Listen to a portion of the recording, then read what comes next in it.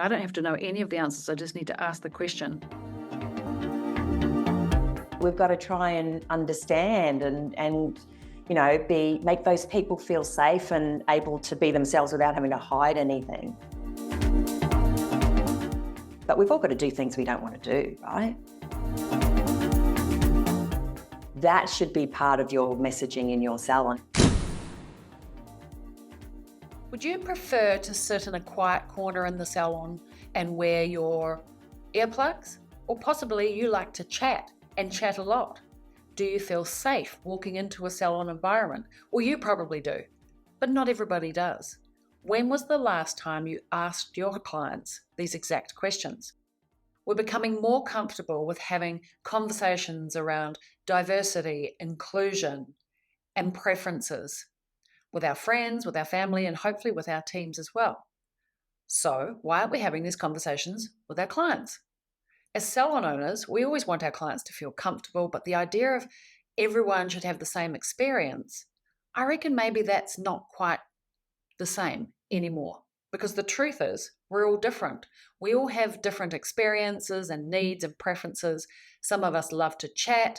Others find the salon really overwhelming and overstimulating. So the question is, how can we make our clients and, of course, our team feel safe coming into and enjoying our salon experience? Rather excited to have a good friend of mine. I'm chatting with Jo. She's the co-founder of salon software brand Shortcuts. Now, Jo has worked with salons all around the world, so I'm really excited to be connecting with her and inviting you to join us on our recent conversation. But really quick, before we start, I wanted to let you know that this episode is brought to you by the Motivating Managers program. The Motivating Managers program is for owners who are looking to really lead and up-level and skill their managers, not only well, but to motivate, to be motivated, and to motivate their team. But also trust that the manager has everything under control when you're not there. You may even be able to walk out of the salon and have a holiday. And we definitely want your manager to help your salon become more inclusive. Okay, so let's get to the episode. Here it is. Your salon wasn't comfortable. Hey, Jo, thank you so much for joining me on the Salon Owners Collective Podcast again. Hello, Larissa. Well, before we get started, why don't we kick off with, who are you, Jo? Where do you live? What do you do? How did you get to be doing it? Oh, my goodness. Well, I live in Brisbane, Australia. I'm a hairdresser by trade. So that's actually what I identify as a hairdresser. And I stumbled across a couple of developers in the early 90s and got involved in the development of a software platform, which is a crazy thing to do when I think back to it. So 30 years on, I'm still a co-founder at Shortcuts. And these days I look after the marketing teams for our global team and our product management team. And the product management team is the one that does all of the discovery and figures out what we're going to develop on our roadmap. So that's me and what I do today. Now, you and I go way back. Probably, I was trying to remember, like maybe 1998. You flew into my salon and we spent a couple of amazing days together. You installed Shortcuts in my salon. I think we were the first people in New Zealand to have it. And then we spent a couple of years hanging out and I worked with you at Shortcuts and we stayed in touch ever since. Yeah, I know. And it seems like yesterday. You haven't changed a bit. They were good times though, weren't they? I loved it because you were so excited like me about technology, and there weren't a lot of us back then. That was 26 years ago. Right? Yeah, but there weren't many of us excited about technology, and there certainly weren't many females that were excited about technology. So we definitely got on very well. I think we connected in that level. Yeah. We did. And so we've just been sharing stories of now our children well grown and whether or not they're leaving home. I know. Scary. But today specifically, I really wanted to bring you on the podcast to talk about, I think, a bit of a hot topic and how it's affecting the industry, and that's inclusivity, I think, ultimately. And I thought this is a good topic to talk about, and I know that you speak with a lot of owners like I do, and the landscape of the industry is changing rapidly, and it's changed rapidly over the last 4 years. And so What are your thoughts, or what's your observation? Because you're across the industry, you're across the world. What are your thoughts around how it's changing our industry specifically and how owners are being impacted? Yeah, cool, great. It's a big topic, and it is definitely a hot topic that is really important to us at Shortcuts and very important to me personally. So wanting to, definitely not an expert in it, but wanting to learn more and wanting to help people. Basically, I think we get into the hairdressing industry because we like people and we want to help people, right? And I feel like people are seeking safe, uh, non-discriminatory salons to work in and to visit, where they can be themselves and feel safe and included.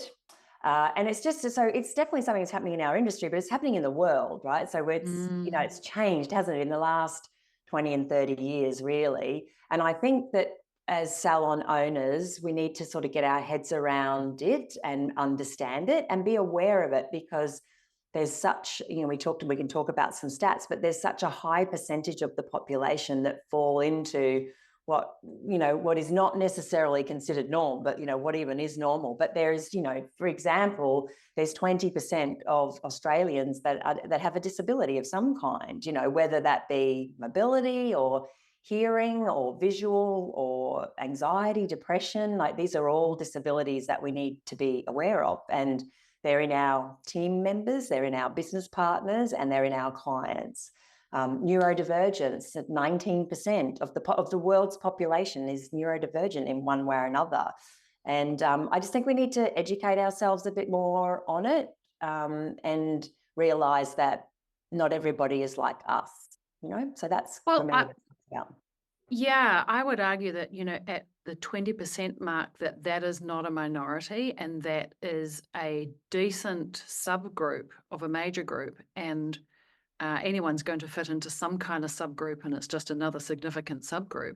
And I think what's really, and so I think what's really great now that there's an emerging conversation, an outward conversation about it, because I think, when I was in my 20s, for example, if I suffered for any of those things, depression or anxiety, I wouldn't have, one, known, two, understood what I was going through, because I had no language around it or even been sort of self-aware. I would have just been in my own thoughts.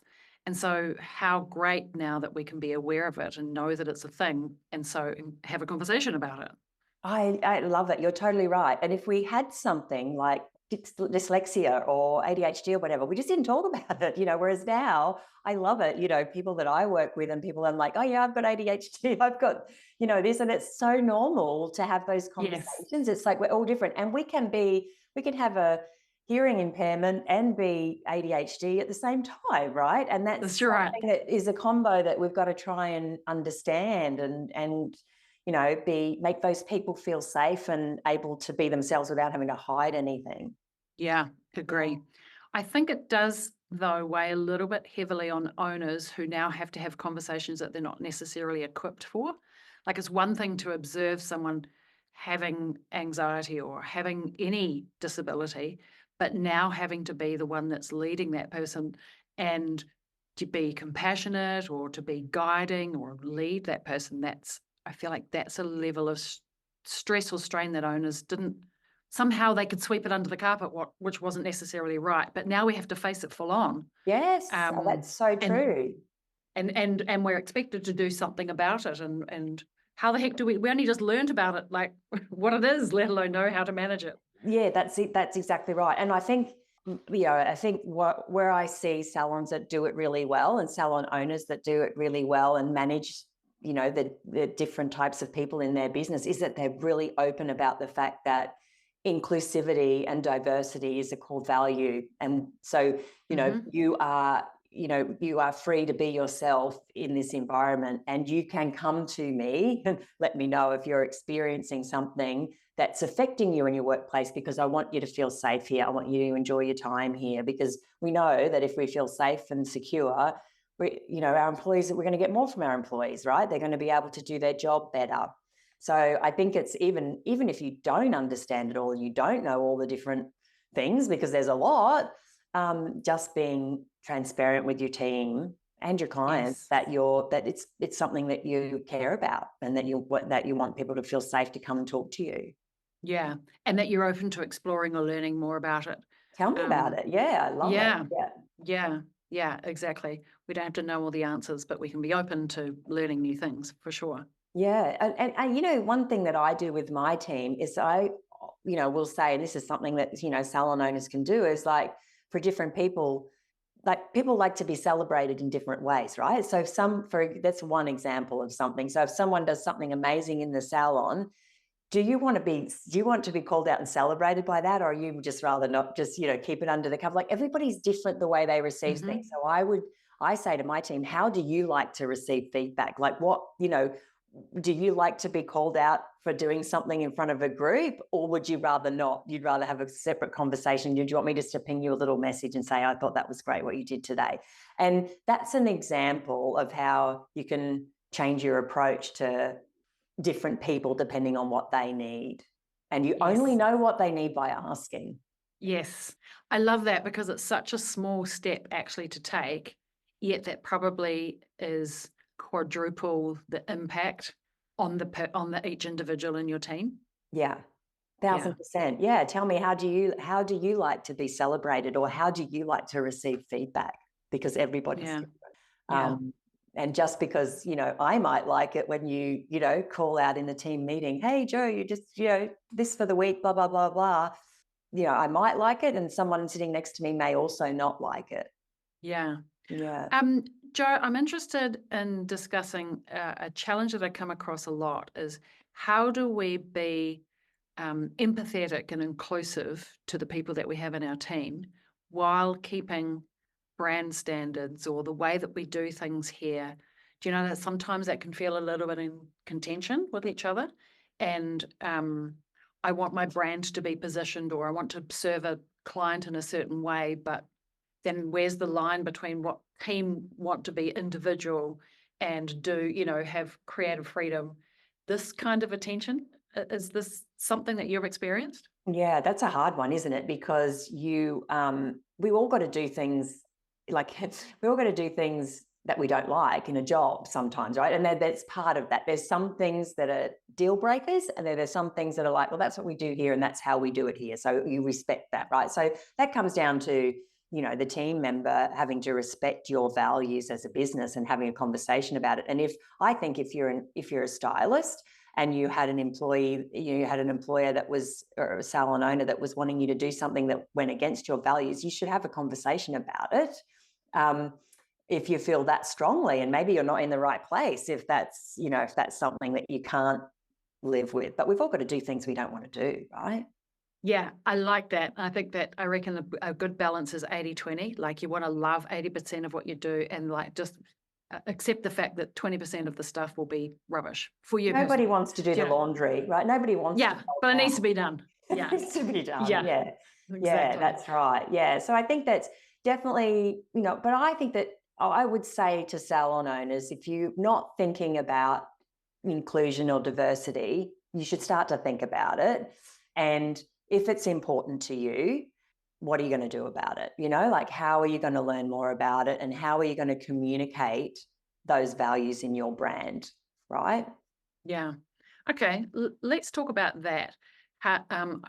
Maybe how do we communicate that in our values for the team, and then how do we communicate it externally to clients? Because that feels like communicating that needs to happen to both. Would you agree? Definitely does. It all comes with your branding and your positioning, your marketing, your communications, the way you greet people, the way you refer to people. If we talk about gender, right? Pronouns, they're super important.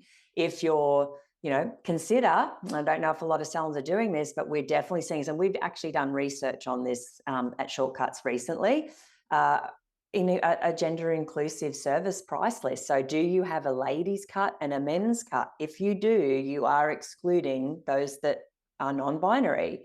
And I challenge you, what's the difference between a short back and sides on a man versus a woman versus a non-binary? We're all just people. It comes down to skills and time and cost to deliver that service. It really shouldn't come down to gender. And if that's important to you, if you do have a gender-free service list, and that every service is available to every person, that should be part of your messaging in your salon, is like, everybody is welcome here, everybody's treated the same, and here's our price list that reflects that. That shows you. You can't say everybody's treated the same and then have ladies and men's haircuts on your price list. It's a bit of a contradiction, right? Something to think about. We've done it for years. I did it for years. We grew up, did it, we, Larissa? Like, there was always a men's cut, the ladies' cuts, kids' cuts, you know, but it's different now. It's changing. And I think that, you know, inclusivity is just as important a value as sustainability these days. We've been talking about sustainability and how we're going to protect our planet. I think inclusivity just comes alongside. It's equally as important, but somehow or other we understand what's happening to the environment, but we don't necessarily understand the changes that are happening to people and humans. So just something to think about. Okay, I love that. The gender neutral pricing feels like it's kind of like at the core fundamental. And to your point, if you don't have that, it's definitely going against, like they can't coexist. What else would you say needs to be part of the branding messaging, you know, to, I guess, make people feel safe, make sure that people can feel welcome to walk in? Because I'm sure that's, if you feel that you're, could be, if you have regularly felt excluded, it would be very confronting or fear based to walk into somewhere. How can we make sure that we are welcoming to all of the people? Like, do we just need to be overt about that, or can we be more subtle? What are your thoughts? Just wanted to quickly jump in and interrupt this episode. I hope you're enjoying it so far. Really quickly, thank you for joining me on this episode of the Salon Owners Collective Podcast. I do have a quick question for you. Do you trust your salon manager? Would you feel comfortable going on a 6-week holiday completely off the grid, for example? The Motivating Managers program is part of our Salon Mastery program, where we help train your managers to be competent and confident in managing the daily operations of your salon, so you can spend more time working on your business. And from time to time, maybe you just need to run away and go and have a 6-week holiday. This is the dream, right? So it's time to let your manager actually manage. And I'd love to share some strategies with you and your manager, of course, that will help you reach that point of 100% trusted team. And not only trust, but have complete confidence in their competence.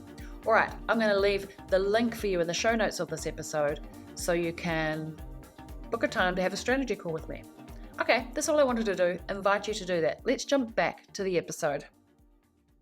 Yeah, I think it's things like and I don't have the perfect answer for that question, but it's things like, do you like to chat, or would you prefer to, you know, read a magazine? Or it's the little things like that.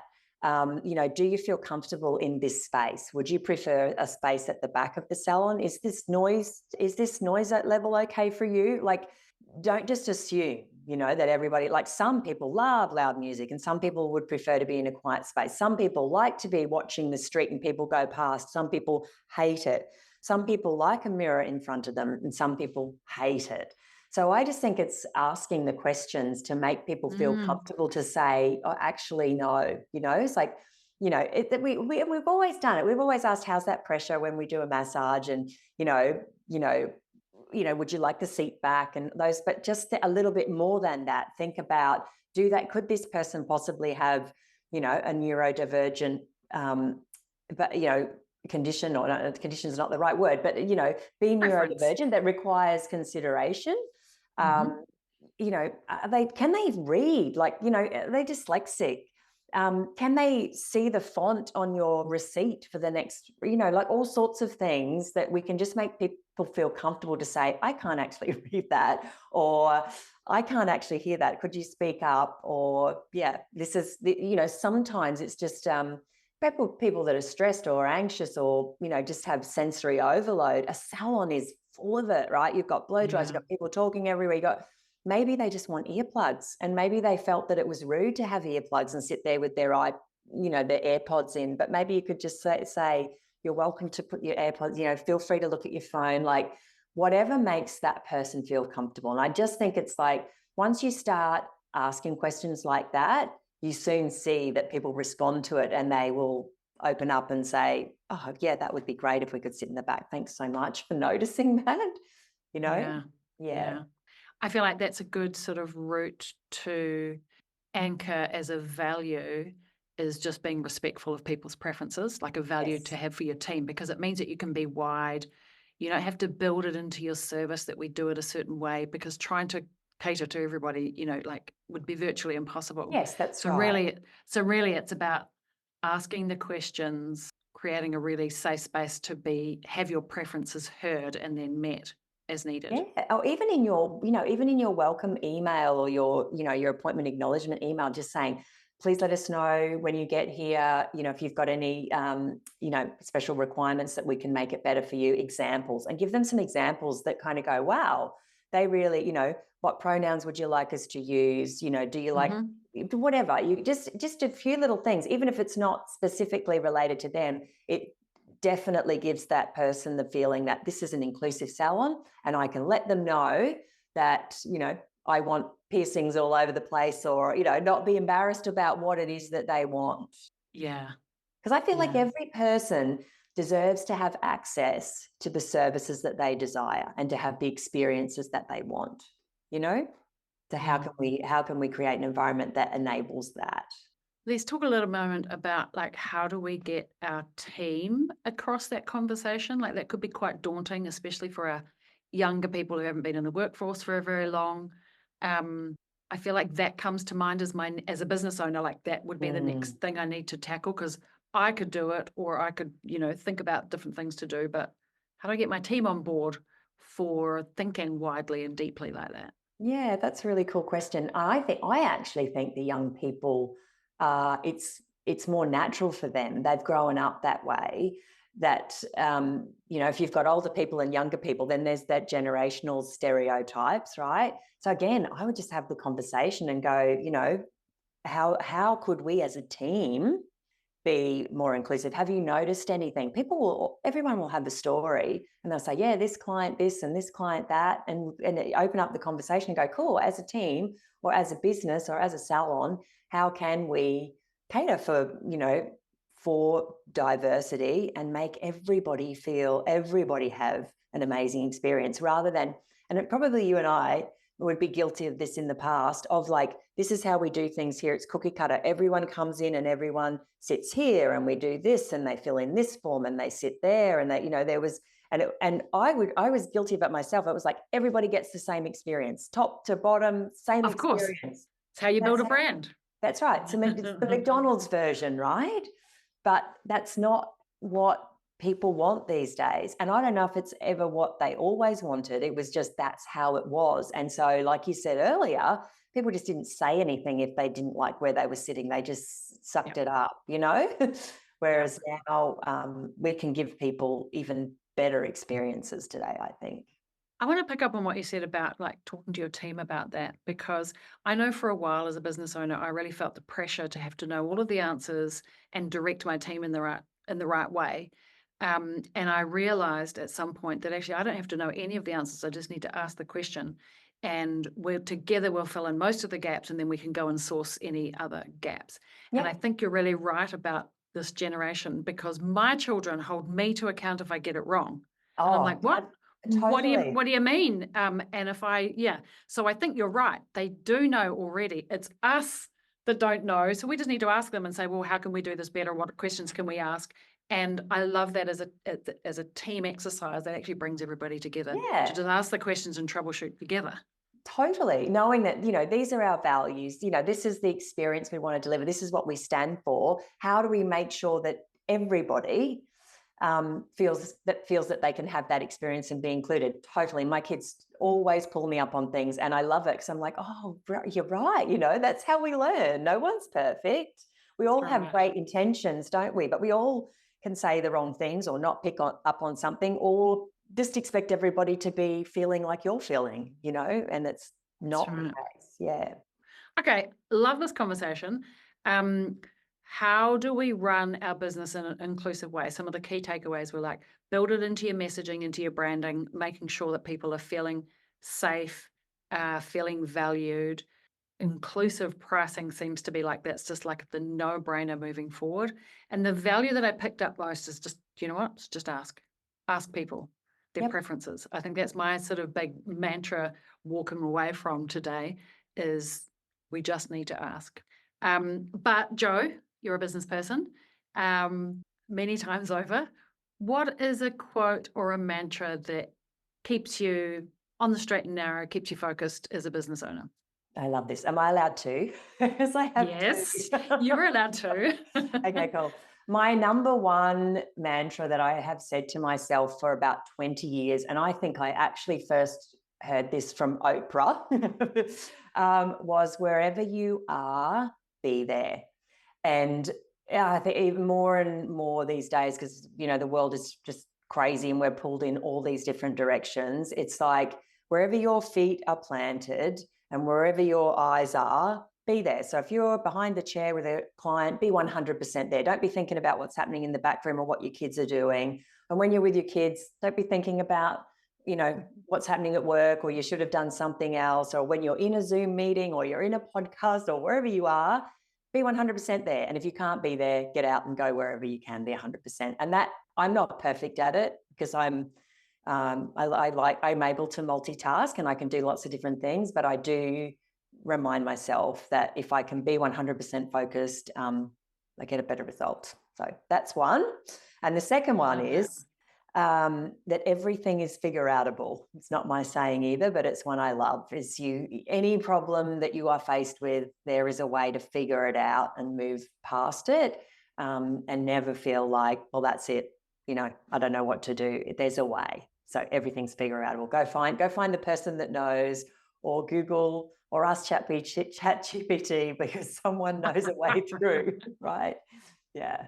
I love that. I love that last one particularly because when you learn that for yourself, like there's a level of, maybe there's some benefit of getting older, Jo, but when you learn for yourself, like actually I kind of back myself that if there's a problem, I can work that out. There's a certain level of confidence that comes with that you can tackle anything. And that's actually all it is. You don't have to know the answer, but the answer is somewhere. You just have to go and find it. Absolutely. So I just love that for me has been a game changer in my life for sure. Yeah. And how good do you feel when you figure out something that you didn't think you knew, you know? It's great. Yeah. Yeah. All right. What about a book, a podcast, some kind of resource that you've got your hands on that you think all salon owners need to get ASAP? Well, if you haven't listened to Simon Sinek's TED Talk, have you, Larissa? Start with Why. Yes. That is my favorite. That's my go-to. Whenever we do anything in the team or I bring somebody new in or I'm thinking about something I'm doing myself, I always want to understand the why behind it. And I just think he articulates it so well. So I love that TED Talk. So, you know, if you haven't, go to YouTube and search up Simon Sinek, Start with Why. And it's 17 minutes. It's the best 17 minutes you'll ever watch. And then go buy his book. Yeah, it's really good. Yeah. Okay, good. You also, being a numbers girl like me, you also have put together something around numbers. Do you want to share that with us? Yes, I'd love to share it. Yes, there's a landing page. And so I'm assuming you'll put the link to this podcast. I will. But we've created a white paper, which is the 3 key numbers that you need to skyrocket your revenue. There's really 3 things you need to be looking at. And it's in that little white paper that you can download. All right. It's super important. Like you need to know those. If you know nothing else, those are the ones you need to know. That's it. So I'm going to put the link to that in the show notes of this episode. So thank you for sharing that with us. Now, Jo, where can we find you? Where can we find shortcuts? Like what's your dub and your socials? Because I know people are going to want to. Yes, so shortcuts.com.au. You can find us on our on the web. Obviously, Instagram, Facebook, LinkedIn. You can find me. All the usual places. Search for Shortcuts. You'll find us. You are shortcuts, basically. Oh. Well, hey, thank you so much for coming and joining me on the podcast yet again. It's always great to connect with you and your wise words, being in business a long time, but also being around in this industry, you know, really from the inside out. So I appreciate you coming in, spending time with us. Having me. It's lovely. Great to see you again. You'll have to come again. Definitely. All right. Thanks, Jo. Thank you. Jo, it was so nice to catch up with you again. Thank you so much for joining me on the episode. Maybe you've noticed that this shift in what an inclusive salon looks like and have already started incorporating some changes into your salon and starting to promote diversity and inclusion. Remember, inclusion starts with communication. I want you to go and book a meeting with your team and ask them, what can we do better? And also check up on them. See if there was anything that you can do to make them feel more comfortable and included inside of your salon. Maybe there's some changes they want to make for their career. We're all learning, and it may take a few conversations and a few minor changes and tweaks just to get everything right. But if we aren't having the conversations, how can we make a change? And we weren't having conversations 5-10 years ago. This is all new to us. We don't need to know all the answers right now, but small changes can make big impacts. And all we want is for everyone to feel comfortable and welcome in our salon. All right, a big thanks again, Jo. Thank you for joining me on the Salon Owners Collective Podcast. Till next time, ciao for now.